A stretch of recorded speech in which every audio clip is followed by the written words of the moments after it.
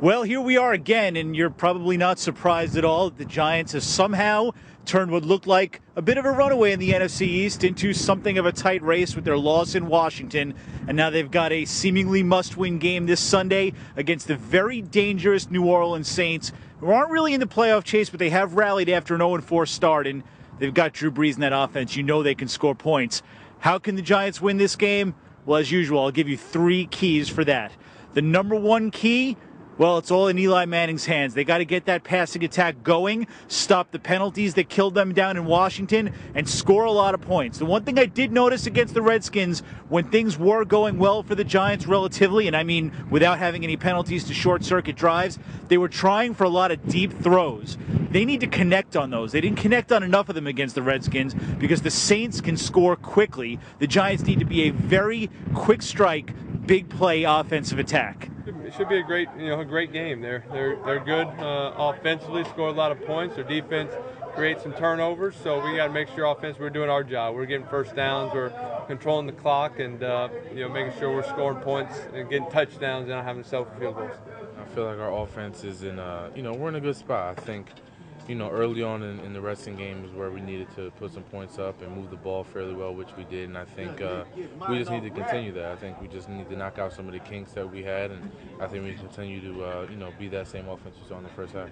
The second thing the Giants need to do, get some pressure on Drew Brees. They didn't come near Robert Griffin III, especially the second half of that game against the Redskins.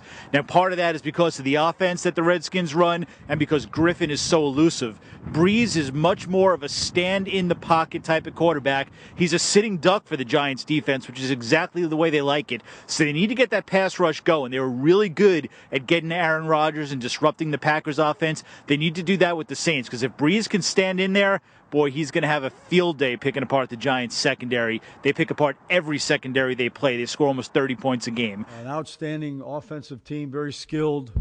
The quarterback, the front, the running backs, the wide receiver, the tight end. They've got a multitude of talented people on the offensive side of the ball, 6th in the league. 31 touchdown passes. And the number 3 thing the Giants need to do is something they did so well against the Washington Redskins early on, and that's run the football. I know everybody thinks that they ran it a little too much late in the game, and that's a fair criticism. But early on it was working. Ahmad Bradshaw was really, really moving the chains for them. They got David Wilson a little involved. I'd like to see him get even more involved. But as long as Bradshaw can rush for 100 yards, they keep that offense moving. It's going to keep the Saints' defense, which is aggressive. It's bad. 32nd in the league, but it's aggressive under former Giants defensive coordinator Steve Spagnuolo.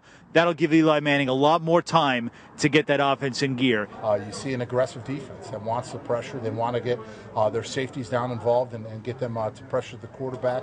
They'll show 2 from one side and then bring them from the other. So you see a defense that's aggressive, that wants to get after the quarterback and apply pressure. And if they do, well, the Giants win will put them in really good position to win the NFC East. A loss, though, and this thing could be tied heading into the final 3 weeks of the season. So it's a big game. Make sure you come back to the blue screen on Sunday for all the information on how the Giants did against the New Orleans Saints.